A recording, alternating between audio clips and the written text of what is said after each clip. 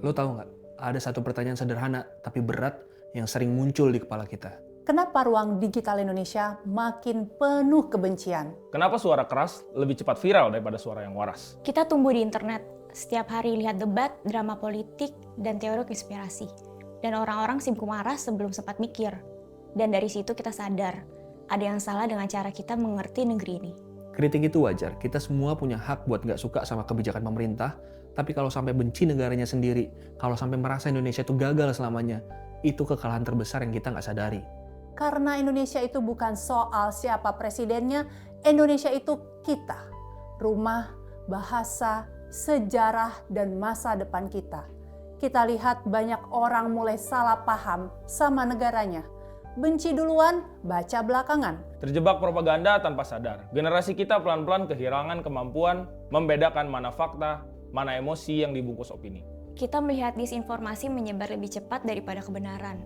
Fitnah sengaja dibuat untuk memecah persatuan. Dan yang lebih bahaya, semua itu dibungkus seakan bagian dari demokrasi. Padahal bukan. Perbedaan itu wajar, tapi permusuhan itu pilihan. Kita sebagai generasi muda mungkin nggak bertaruh nyawa seperti para pahlawan. Tapi kita punya satu tugas besar, menjaga akal sehat bangsa.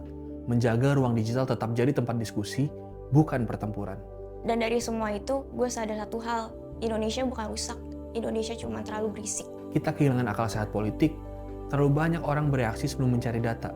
Terlalu banyak yang merasa paling benar tanpa pernah membaca. Terlalu banyak yang ikut panas karena algoritma, bukan karena logika. Kita butuh generasi yang melek peluang digital, yang nggak gampang diprovokasi, yang bisa bedain kritik dan kebencian.